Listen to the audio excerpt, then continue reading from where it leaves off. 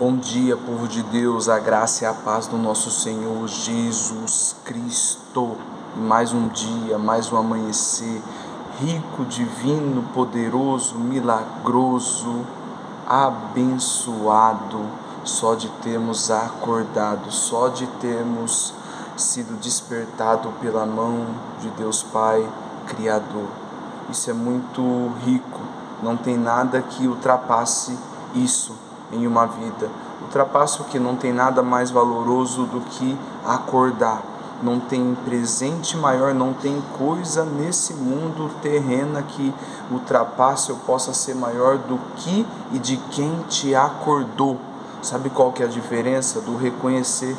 Tem gente que não reconhece o poder da mão de Deus e o zelo e o amor no toque, no acordar, no amanhecer, e acaba sendo de qualquer jeito aquele momento, e dali em diante é só Jesus na causa. Graças a Deus.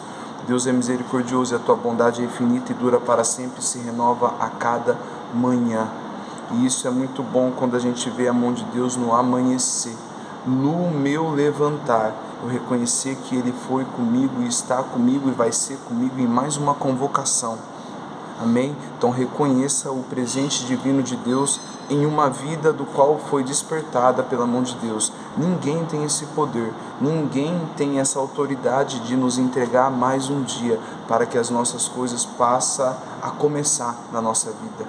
Se você não reconhecer quem te acordou, as coisas pode até começar, pode até concluir, mas se você não reconhecer, vai ser do teu jeito. E a palavra do Senhor fala que do nosso jeito é falho e enganoso. Provérbio 16 vai dizer que há caminhos que o coração do homem, aos nossos olhos, do nosso jeito, parece ser bom, mas no final leva à morte, ou seja, no final dá ruim. Então eu oro ao Senhor em nome de Jesus que você reflita o toque da mão de Deus no teu acordar, né? E que em nenhum momento surja na tua cabeça pensamentos ao contrário, de que por hora ou outro capítulo, desafios, episódios da tua vida que Deus não te viu ou não está te vendo. Ele está o tempo todo, mas há uma diferença de quem reconhece e de quem não reconhece, de quem enxerga Deus em tudo e de quem não enxerga Deus em nada, ou de quem enxerga Deus só nos momentos que quer enxergar a Deus. Tem uma diferença do que serve e do que não serve. Se o que serve é reconhecer Deus no começo de tudo, no amanhecer, no levantar, ele vai reconhecer Deus até no deitar.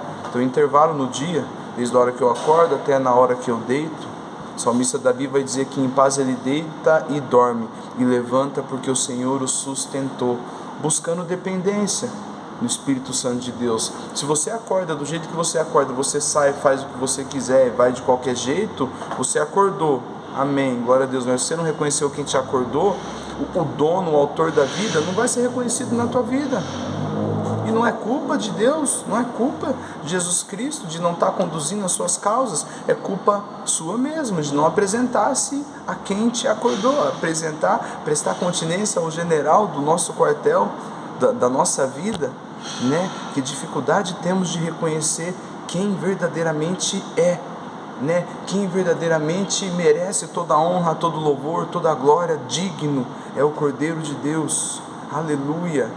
Então o acordar, né? O amanhecer, né? A palavra fala que o choro dura uma noite, mas a alegria vem ao amanhecer. O profeta Abacuque, né? Ainda que a figueira não floresça, que não haja fruto na vide, que o produto da oliveira minta, todavia eu me alegrarei ao Deus da minha salvação. Abacuque no último capítulo reconheceu que o justo vive pela fé. O próprio Deus falou para ele no capítulo 2, quando ele estava ali preocupado, não entendendo nada, os caldeus invadindo, saqueando os filhos de Deus, os filhos de Israel sendo ali roubado, o pessoal saqueando, extorquindo, né? Ou seja, Deus permitindo o exército inimigo vir contra os filhos, o povo de Deus, os filhos de Israel. E Abacuque fala, eu estou vendo o injusto pegar o justo, eu estou vendo o profano, né, dando trabalho para o santo, e o que está acontecendo?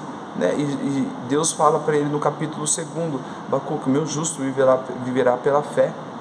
Ou seja, aquilo estava acontecendo com a permissão de Deus. O exército inimigo invadiu, fez tudo o que fez com a permissão de Deus, mas Abacuque permaneceu. mesmo por um momento ele se enxana ali com a situação de injustiça, de coisas ao contrário desse mundo. Esse mundo é injusto.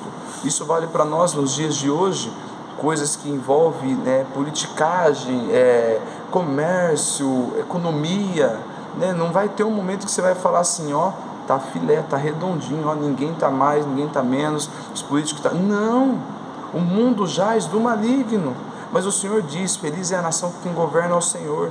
Aleluia. Abacuque no capítulo 13 ele entendeu que mesmo que não haja nada no pomar, ou seja, se ainda não haja o fruto, o gado do curral não está vencendo, foi tudo destruído, ou seja, na nossa vida ainda se não completou o que você quer, ou faltou algo para você comprar, ou às vezes passou um momento ali meio que de aperto, mas Deus tem sido contigo.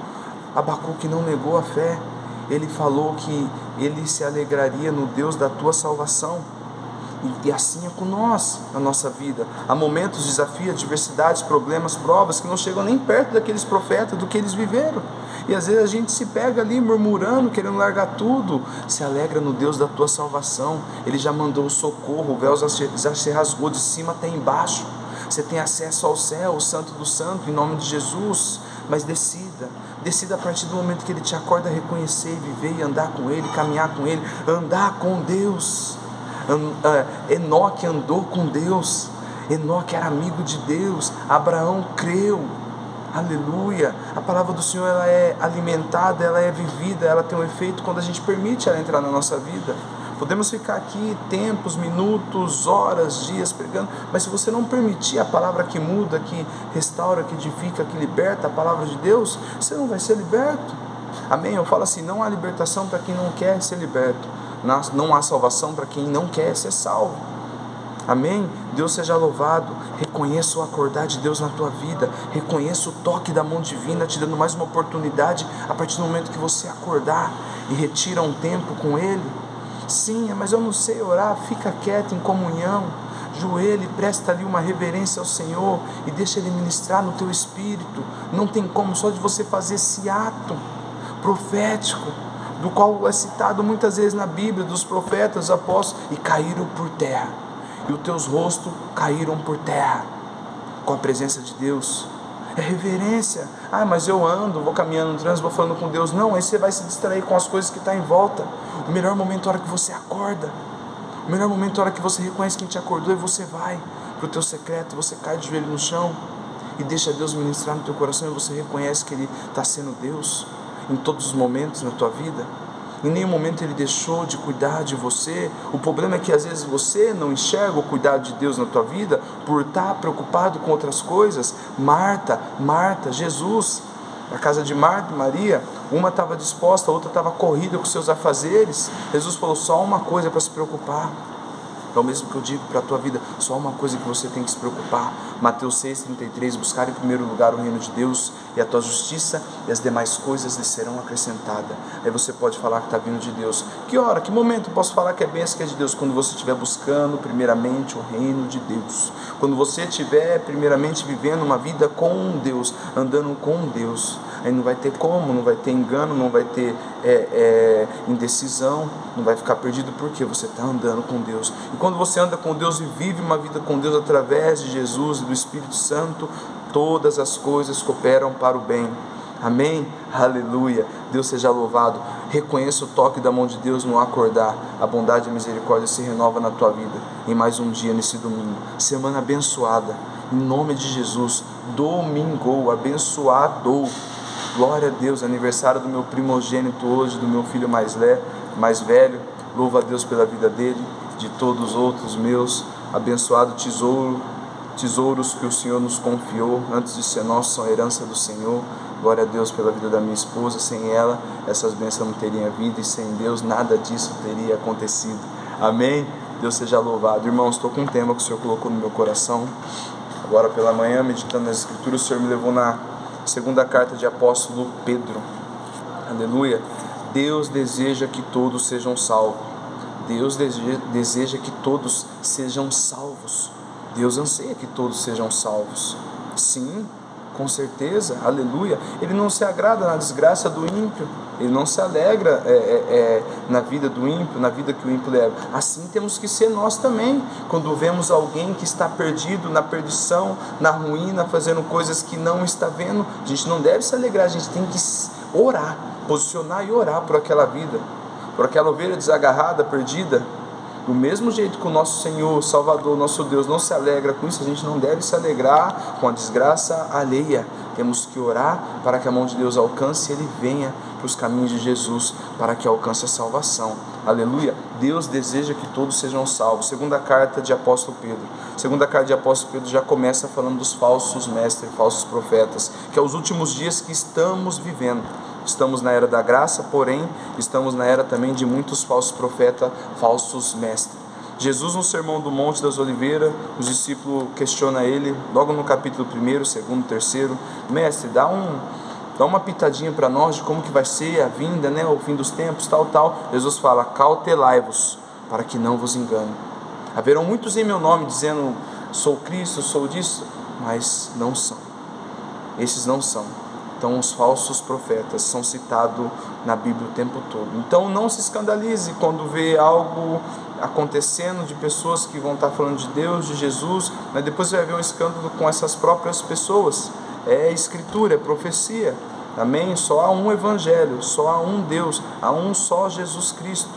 Amém? Do qual veio de carne, se manifestou aqui na terra, e Deus em espírito se manifestou através dele. Não tem outro evangelho a não ser esse, o evangelho da cruz, do qual começa com o pai entregando o filho, com maior oferta agradável, e disse-lhe Jesus, eu sou o caminho, a verdade e a vida, ninguém vai ao Pai se não for por mim. Amém? Deus começou entregando o teu filho. Então como que a gente acha que vai ser o contrário disso? Há muitas mensagens massageadoras, massageando o interior, e pessoas saindo confortáveis, não, tem que confrontar, tem que incomodar, e tem que sair rebentado interiormente, porém curado e liberto. Aleluia, essa é a mensagem do Evangelho. A palavra do Senhor é mais afiada que uma espada de 2 gumes, com poder de entrar, penetrar, atravessar o corpo, a alma, a medula, sair do outro lado, e com o poder de discernir todas as intenções de todos os corações, saber o que é e o que não é, se é certo ou é errado. Amém? Esse é o poder de Deus numa vida. Eu falo assim, não é para pesar, é para curar, calma, mas permita a palavra de Deus entrar. Segunda carta de apóstolo Pedro, versículo 3, quero ler com os irmãos. Sabendo primeiro isso, que nos últimos dias virão escarnecedores, andando segundo as suas próprias concupiscências. Sabendo em primeiro isso, que nos últimos dias virão escarnecedores, andando segundo suas próprias concupiscências. O que é concupiscências? Desejo obsessivo, desejos carnais. Pessoas andando segundo a sua própria vontade. Pessoas andando do teu jeito. Pessoas andando no seu próprio eu, servindo a Deus do teu jeito e achando que está tudo bem. Servindo a Deus deliberadamente ao invés de liberdade, e usando a Deus como libertinagem. Né? Então isso se enquadra com os falsos profetas, servindo a Deus de qualquer jeito. Né? Eu estou aqui, eu vou lá, eu falo de Deus, mas ao mesmo tempo eu estou do outro lado também. Isso não subside, é um reino dividido, e a gente tem que tomar muito cuidado, porque se a gente não estiver examinando as Escrituras, você acaba sendo laçado por falsas ideologias, falsos evangelhos, por esses falsos profetas. A palavra deixa claro que nos últimos dias, é os dias do qual estamos vivendo, as últimas horas, as dores de parto, o filho está à porta. Haverão muito andando, escarnecedores, escarnecendo a palavra, modificando em cima da própria escritura, modificando, manobrando as escrituras sagradas. Né? Aqui a palavra fala que ai daquele se acrescentar um tio, ou mudar algo aqui, anátema. Apóstolo Paulo vai falar a carta de Gálatas, para a igreja da galáxia. Ai daquele, pode vir um anjo de lá, de cá, mas se não for o que já foi pregado, o que está escrito, anátema, amaldiçoa. Por isso que o tempo todo temos que estar nas Escrituras, meditando nesse livro, dia e noite. Jesus fala, examinar as Escrituras, pois elas testificam de mim. Nos últimos tempos, do qual virão esses escarnecedores, a gente já está vivendo nisso. Estamos vendo muito escândalo, muita zombaria com o Evangelho de Jesus. Eu fico revoltado, não cabe a nós. Há um juiz já preparado para isso. Deus Pai Todo-Poderoso, o leão. Ele veio como cordeiro, mas agora ele está sentado ao trono como um leão. Então não cabe a nós, por um momento, até um tempo, né, se revoltar, né, por dentro a gente assim, ficar preocupado, né, mas não cabe a nós nem julgar, nem falar, nem querer por um momento até condenar, né, não cabe a nós, já tem um juiz para isso. Então que possamos o tempo todo ter esse discernimento com a palavra de Deus, para não nos ver por um momento enredado, pregando mal, falando mal de outras pessoas, de outras vidas, sendo que não cabe a nós. Não julgueis para que não seja julgado, não meça para que não seja medido, mas exorte-o na palavra, em cima da palavra. Como que você exorta na palavra? Viver na palavra. Você não medita na palavra, você não lê as escrituras, não tem nem como você falar nada. O perigo é de você ser enredado por esses falsos profetas. Amém? Então nos últimos dias haverão escarnecedores, seguindo seus próprios desejos e falando que é assim que é. Deus te aceita assim, do jeito que você está. Ele ama a tua vida, mas não ama o que você faz. É verdade isso aí. Mas se você falar isso com uma pessoa que está tentando ser liberta, sair do mundo de drogas, sair do mundo da pornografia, sair da bebida, que Deus ama a vida dela, mas não ama o que ela faz, ela vai ficar com Deus que ama a vida dela, e vai continuar fazendo o pecado, vai continuar debrulhado no pecado que ela está. Deus, ele abomina o pecado. Deus, ele abomina as coisas que não é do agrado do céu. Pecado é pecado, não tem pecado pequeno, médio nem grande, pecado é pecado. O Senhor abomina. Não tem como a gente massagear algo que Deus condena. Aleluia. Então a carta de apóstolo Pedro, ela vem forte falando dos falsos profetas que haverão nesses dias do qual estamos vivendo hoje. Se você se sentir bem, confortável, sem nenhum momento se sentir constrangido com a palavra que é pregada, você está ouvindo o evangelho que não é de Jesus. Você está ouvindo algo que não é para te edificar, mas sim para te massagear. E isso não vai te transformar no que Deus quer que você se torne, segundo a imagem e semelhança de Cristo. Aleluia. Deus seja louvado. Seguindo a Deus do teu jeito. Os escarnecedores são assim, eles manobram as escrituras que está aqui de um jeito, eles invertem de outra. Assim como Satanás tentou Jesus quando ele foi levado ao deserto durante 40 dias, ele usou um pouco da palavra, mas meio distorcida, nas 3 tentações. E Jesus o tempo todo está escrito, nem só de pão viverá o homem, mas toda palavra que sai da boca de Deus. Não tentará o Senhor teu Deus. Jesus com a palavra, ele com a palavra, mas meio que distorcida. Amém? Então que possamos ficar vigilantes com isso, né? O evangelho de Jesus é um só, não tem outro. O evangelho de Jesus é o evangelho da cruz. A marca principal da nossa vida em Cristo envolve a cruz. Foi na cruz, morte, crucificação e ressurreição. Na cruz envolve morte, porém envolve vida. Na cruz é onde você aniquila tudo que vem te oprimindo, tudo que vinha te impedindo de vir tomar parte da cruz, e você passa a viver uma vida com Jesus. É tudo na cruz. Se você não está ouvindo e não está seguindo o evangelho da cruz, você está seguindo o evangelho errado. Aleluia. Zombando e escarnecendo da promessa divina, né? É isso que os escarnecedores, os falsos profetas fazem. Eles escarnecem da promessa maior sobre a nossa vida, que é a vida eterna, que é a volta de Jesus. Amém? Eu quero continuar um texto com vocês. Aleluia. Lemos o 3, agora eu vou no versículo 9. Em cima disso, Deus deseja que todos sejam salvos, mas não é através de palavras que te massageia para não te mudar que você vai alcançar a salvação, mas sim de palavras verdadeiras que libertam, a palavra de Jesus, que por um momento vai te chacoalhar, vai pegar, vai constranger, vai tocar onde você não quer que toque, por um momento você vai ser curado. É para isso. A transformação de uma vida envolve quando ela permite a palavra que dá vida entrar na vida dela. E a mudança acontece, a metanoia, transformação, caráter sendo moldado, mentalidade sendo tocada pelo Espírito Santo de Deus. Aleluia, Deus seja louvado. Versículo 9, o Senhor não retarda a sua promessa, ainda que alguns tenham por tardia. O Senhor não falha no que Ele falou. A palavra do Senhor, ela não torna vazia quando ela é pregada, quando ela é falada. O que está escrito aqui, quando a gente fala, ela não fica do mesmo jeito. Ela é poderosa, ela sai de um jeito e enche de outro. Então a gente tem que crer no Deus que a gente serve e não ser confundido quando alguém falar coisas ao contrário. A gente tem que estar firmado, enraizado em Cristo. Aleluia. E isso é um detalhe muito forte, porque se você não estiver enraizado em Cristo, vão zombar, falar, cadê o Jesus que está voltando o seu? Cadê esse Jesus que você fala que vem e não vem? E você tem que estar preparado para responder esses insultos, esses ataques, senão você acaba sendo motivo de chacota na mão do diabo. O próprio Pedro fala para a gente buscar crescer na graça e no conhecimento, para quando vier algo desse tipo, quando vier alguém desafiar o teu evangelho, Deus que você serve, você está com as palavras de Deus na tua boca, e Deus falar através da tua boca para essas vidas.